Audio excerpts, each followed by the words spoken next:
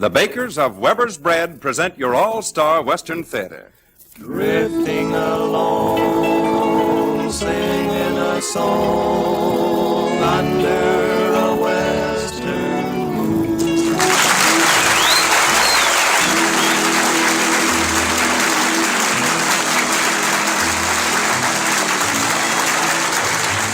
From Hollywood comes your all-star Western theater, starring America's great Western singers Foy Willing and the Riders of the Purple Sage.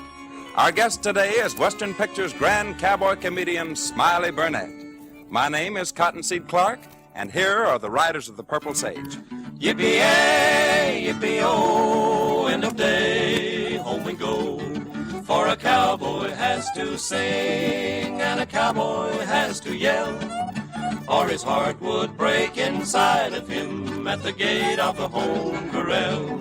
When each new day is born, I go riding, o'er the wide open plains I roam, till the sun in the hills goes hiding. There will always be someone glad when I get home. Yippee-yay, yippee-oh, end of day, home we go. For a cowboy has to sing and a cowboy has to yell, or his heart would break inside of him at the gate of the home corral.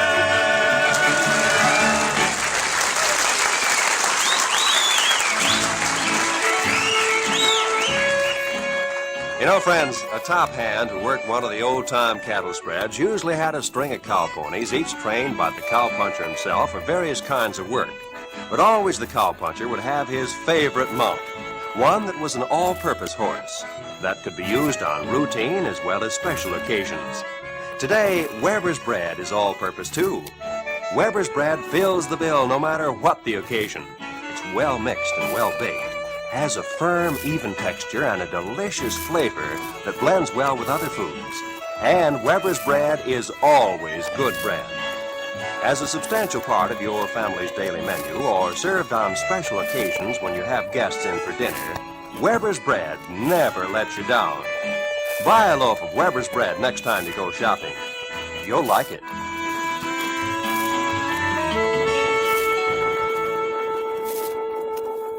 Famous for their authentic rendition of Little Darlin' Western Heart songs, the Riders of the Purple Sage offer one of the year's outstanding favorites, Someone Won Your Heart, Little Darlin'.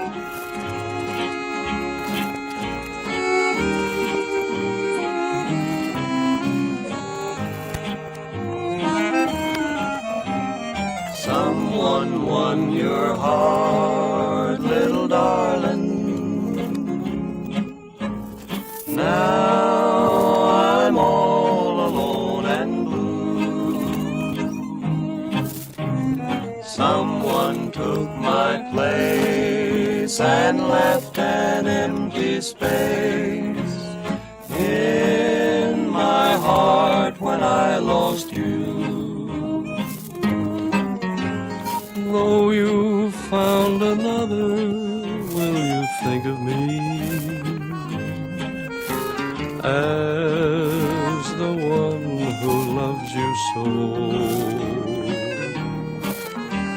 Someone won your heart, little darling. I will miss you, dear, you know. If time could turn back the page of yesterday to the love that we once knew. Someone won your heart, little darling. Now I'm all alone.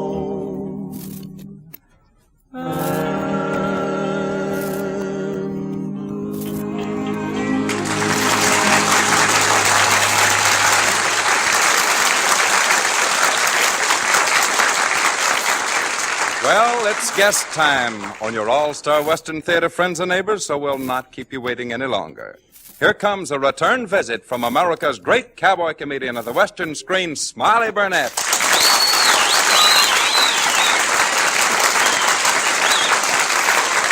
Ah, Smiley, it's nice to be keeping company with you again. Oh, boy, Cottonseed, I sure do like to come visiting here at the All-Star Western Theater. It's lots of fun. Ah, that's good. And Smiley, today we have a story about a cowboy dentist and how he catches the bank robber. A cowboy dentist. Oh, boy, that's fine. I'm a regular hop-along cavity.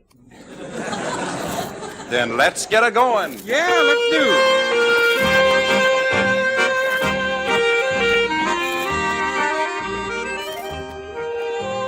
This is the little western town of Hereford Flats.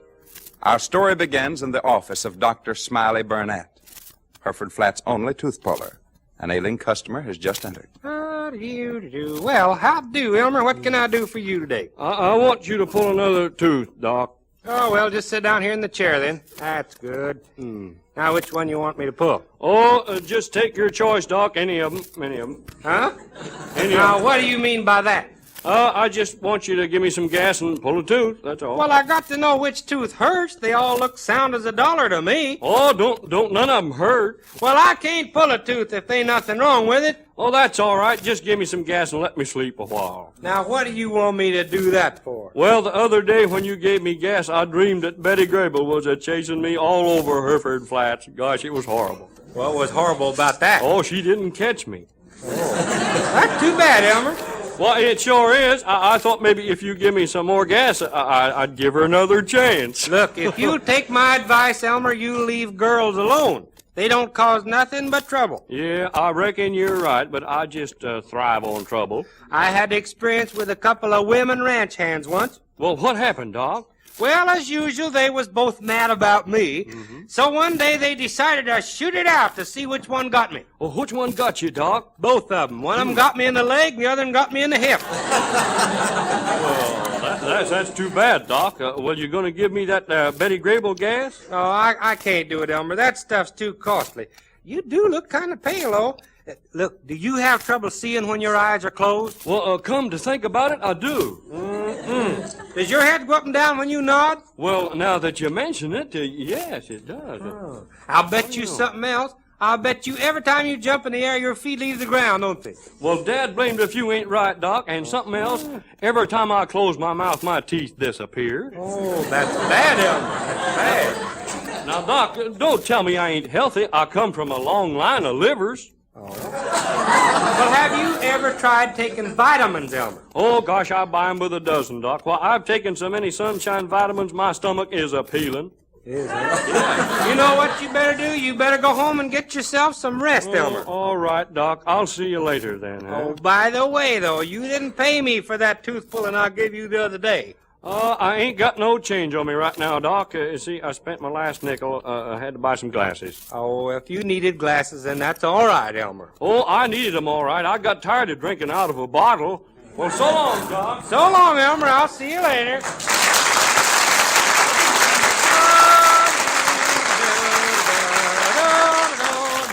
Oh, come on in, mister. Come on. You're next, sir. Howdy, Doctor, howdy. My name is King, Custer King. Well, now, I'm right glad to know you, Mr. Custer King.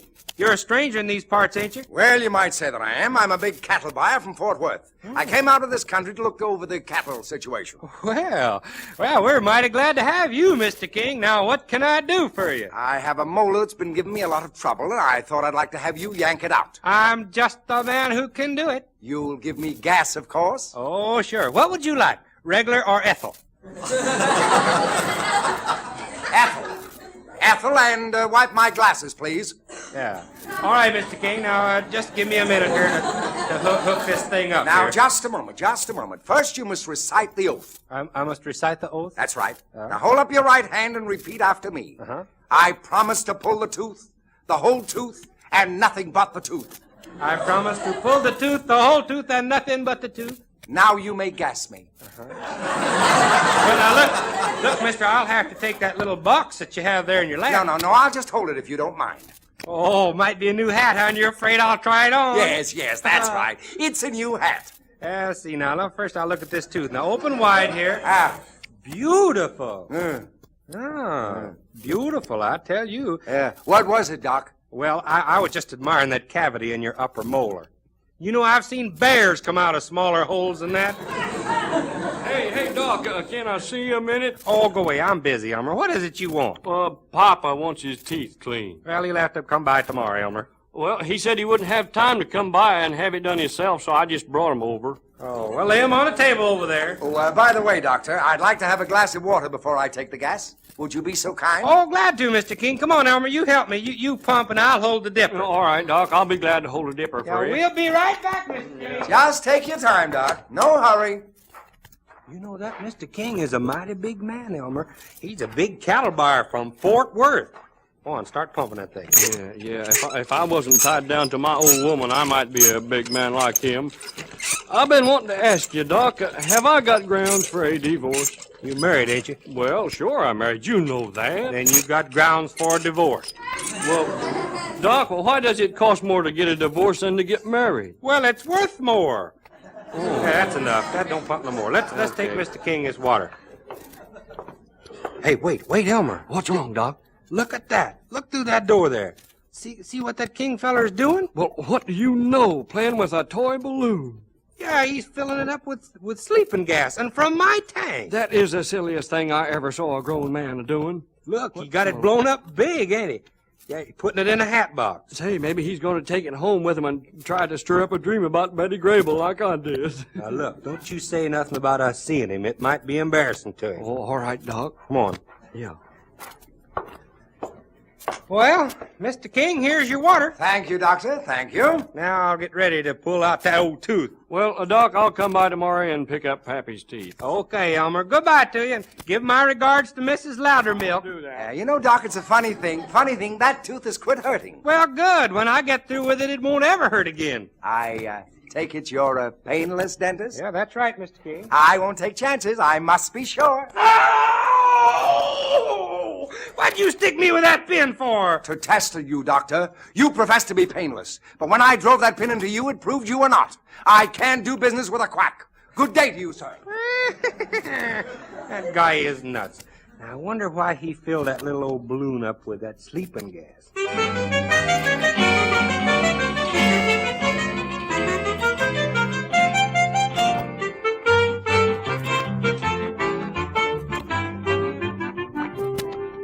Oh, Doc, you hurt. Hold still. Take it easy, Jim. I'll get it this time. Oh, boy. That got it. Ain't that a beauty? How many you gonna pull, Doc? Huh? How many more you gonna pull? I'm gonna pull all of them. Jim, I'm gonna make you the prettiest set of false teeth. Will they look natural? I'll make them look so natural they'll ache. Hey, Doc, the bank was just robbed. Robbed? Who done it? Oh, nobody knows, but all I know is Hiram Pettigrew's over there having a hissy Well, right then, now. come on. Let's go see what happened. I got $13 in that Oh, bank. my But God. Doc, you can't leave me like this. I can't, Hal. Well, you just grab that drill and start grinding on your own front teeth. That'll help you kill time till I get back. Come on, Elmer, let's Yeah, go. let's go, boy. Doc, I've always wanted to see how one of these things work. Now, let's see. Where do you turn it on?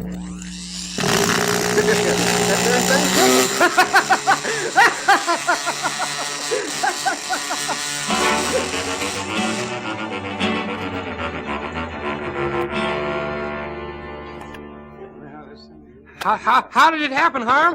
Which way did he go? I don't know, Doc. The guy just walks into my bank about an hour before opening time with a big mask on his face and shoves a gun right in my rib. How much did he get? $5 grand. Woo, that's more than $100, ain't it? Well, that's the strange part about the whole thing. What do you mean? Well, I had about $10,000 on my desk, and he tosses me a little old cloth bag and said, stuff $50, $100 bills into that. You mean he left all the rest of it? Every bit of it. Then he goes right out the back door of the bank. No sooner had he gone through the door than I rushed back to see in which direction he was riding. Which way did he go? Well, he didn't go anywhere. He just disappeared. Yeah. Hello there, Doctor. What's going on? Oh, howdy, Mr. King. Somebody just robbed the bank. Well, that is unfortunate. I suppose the bandit was apprehended. Oh, I don't know nothing about his religion. I just know he disappeared in thin air. Well, that's strange. Did you get any description of the bandit, Mr. Pettigrew? Couldn't tell a thing about him, huh? No.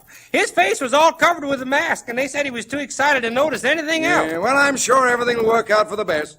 I hear that Hereford Flats has a splendid sheriff. Say, there's a pretty heavy wind blowing up. Wind? Wind? Did you say wind? You heard what the man said. What's so strange about that? Well, nothing. That is, I must be going. I want to do a little scouting around over the country today. See you later, Doctor. Well, what do you know about that, Elmer? That guy is wind happy. I'm glad it ain't raining, 'cause he wouldn't have sense enough to get in out of it. Well, Doc, if you get any strangers under the influence of gas and they start telling how they robbed a bank, well, let me know. Well, I sure will, Hiram. Oh, I do hope we can find that robber. Come on, Elmer. We better get back to old Jim Glossop. I gotta pull some more of his teeth. Okay, boy.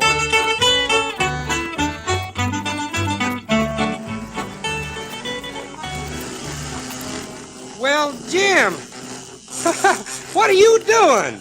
Hey, Doc, say, make them new teeth for me now. I got these all drilled out, right down to the gum.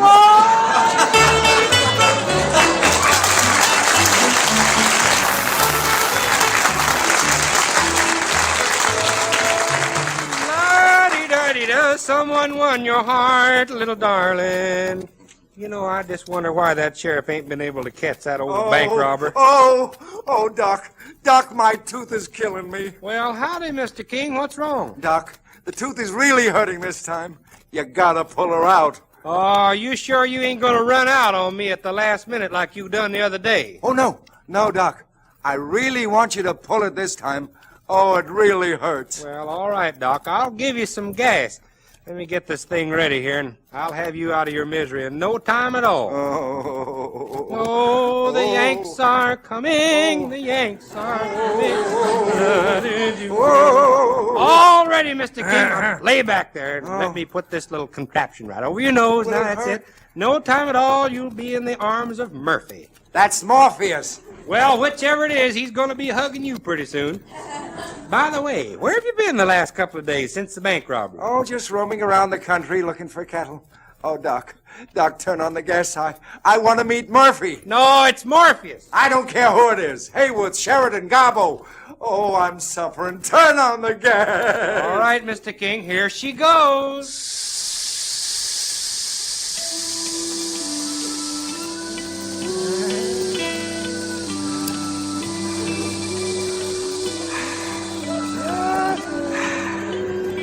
Well, he's sound asleep now.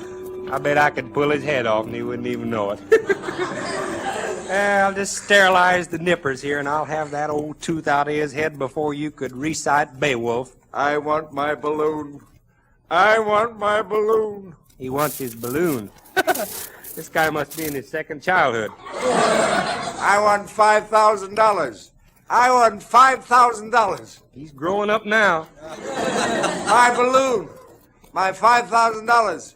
I want my balloon and I want my $5,000. Yeah, well, I only hope you got $2 to pay me for pulling this tooth here, bud. Hey, Doc, guess what I just saw? Oh, go on away now. Don't bother me, Elmer. I'm about to pull Mr. King's tooth. And it's his, too. Sure, it's his tooth. Oh, I ain't talking about a tooth. I'm talking about that balloon. Elmer, I don't know who's the craziest, you or this Mr. King. What do you mean? Well, you remember that balloon we seen him fill up with your dental gas the other day? So what? The dang thing is floating around all over town. It is? Well, let her float. Well, I guess I'll have to. The ding-busted thing is way up in the air. Now, how do you know it's the same balloon? Well, I reckon it is. It's the same color, a white one with a big black stripe around it.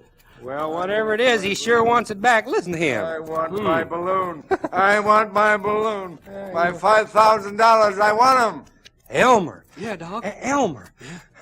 Where is that balloon floating? Right straight up over your office here, Doc. Looks like it's got a rock tied to it. Quick, Elmer, go get my squirrel rifle. Well, what do you want with your squirrel rifle? There ain't no squirrels around here. Don't ask no questions, lumphead. Just go and get it, and hurry.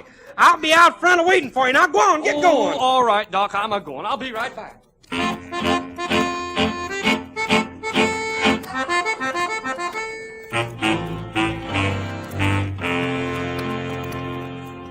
Say, what's the idea, Doc, of calling all of us out here in the street like this? Well, you haven't found your bank robber yet, have you? No, but do you know where he is? Well, I might. Here's your gun, Doc. Oh, good. Say, what's this all about, Doc? What's the gun for? Well, you see that balloon floating way up there? Right straight above us. Yeah. Now, you watch now. Stand back now. Don't knock my arm out. Here she goes now, boys. Here it comes. All right now, Hiram. If I ain't mistaken, here it is. Now look here, Doc. What kind of a prank are you playing? Just look in this little sack here and see. Here it is, Hiram. Here it is. Well, that's a sack, all right. And here's the money, every bit of it. Hey, say, what was that explosion? What's going on around here? Why, it's the money, Sheriff. Smiley found it up there. Up where? Up there floating around in the air. Now look here, Hiram. Now look, Hiram. Don't do nothing rash. Just take it easy. Grab him quick, boys. He's nuts. He ain't neither nuts now, Sheriff. He ain't neither. I shot it down from up there in the sky about 1,000,000 feet high with my squirrel rifle. Right, huh? Didn't I? Just a doggone minute. You've all gone crazy. What kind of a gag is this? Now, you come on into my office, Sheriff, and I'll let the bandit himself prove that we're not crazy.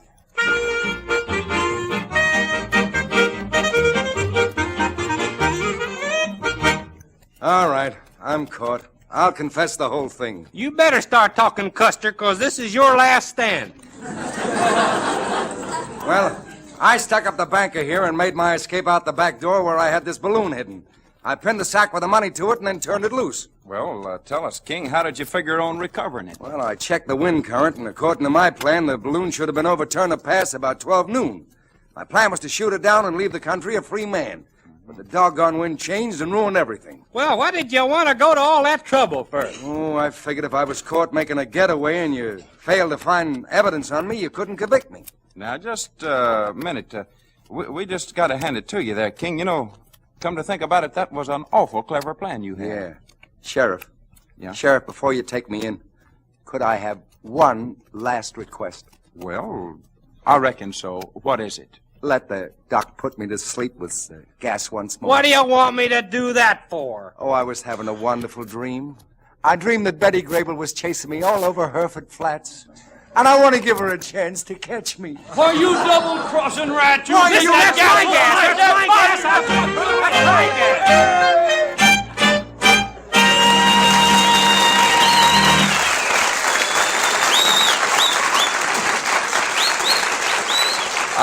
That was lots of fun, Smiley, and I know you folks enjoyed another visit from your old friend of the Western screen. Heard with our guest star was Al Sloey as Elmer Loudermilk, Joe Forte as Custer King, Foy Willing as Hiram Pettigrew, and Jimmy Dean as Jim Glossop. And now here comes Foy Willing returning Smiley Burnett to the microphone.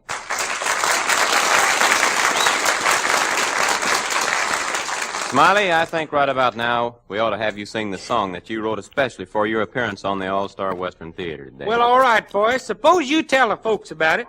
But first, let me tell you and all the gang here, as well as all the folks listening, that it sure has been lots of fun being with all of you again. Well, that's very nice of you, Smiley, and we want you to come back real soon. That I'll promise. Now let's get on to the singing, huh?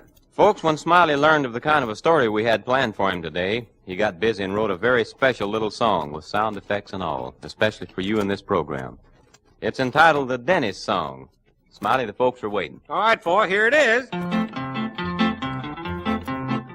I used to make a little money pulling people's molars, but they complained so much I had to quit. They didn't mind the pulling and the yanking that I did, but that grinding wheel just made 'em throw a fit. It goes zero, zow, zero, and they start to scooting lower in the chair. It goes zero, and they squirm around a grabbing hunks of air.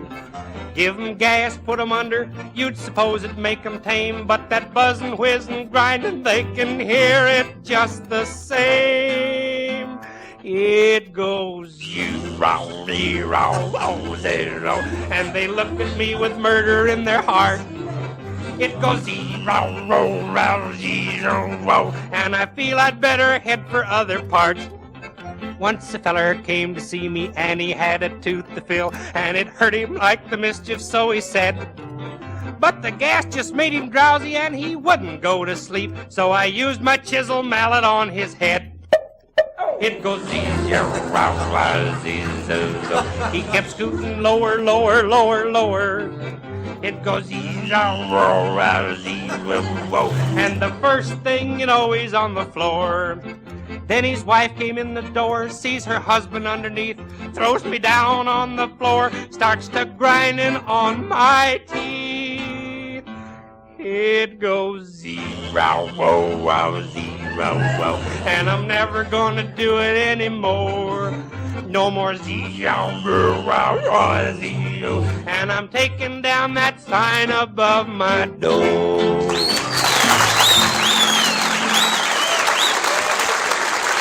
So long to you, Smiley, and come back every time you can.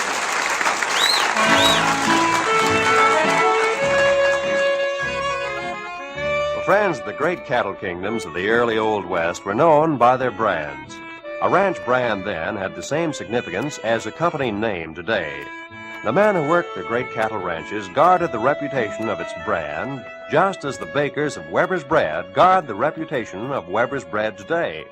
Yes, they make very certain that Weber's Bread is always good bread.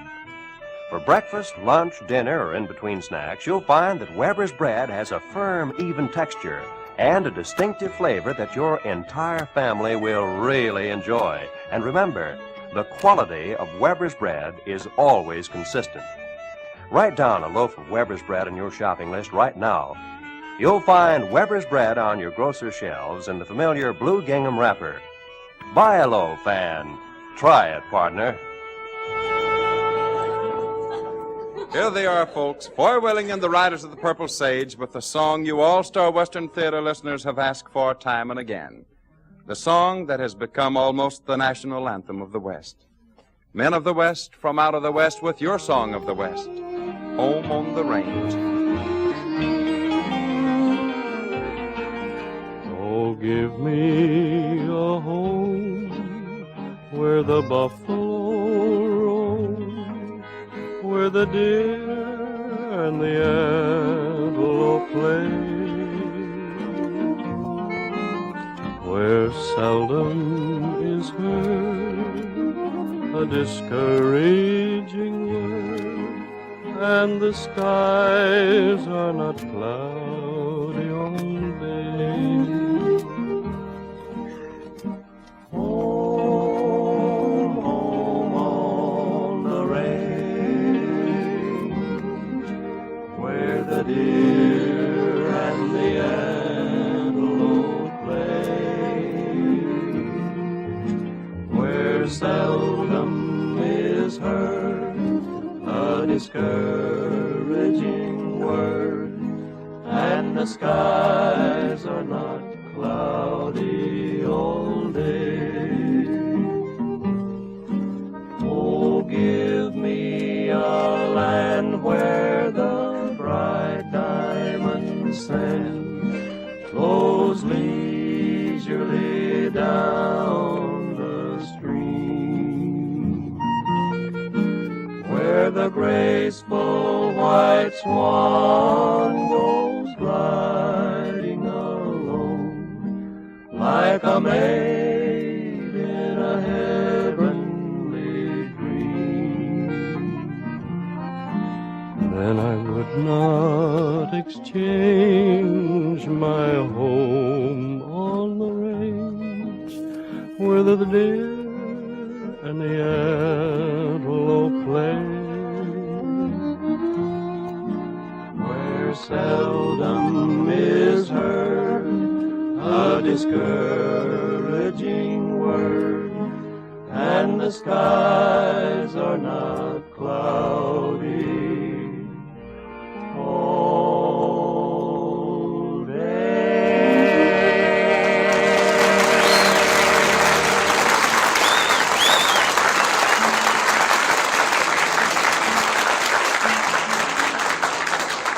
Drifting along, singing a song under a western moon. From Hollywood, you have heard your all-star Western theater, a V.M. Bayer production starring America's great Western singers, Foy Willing and the Riders of the Purple Sage. Our guest star today has been that famous cowboy comedian of Columbia Pictures,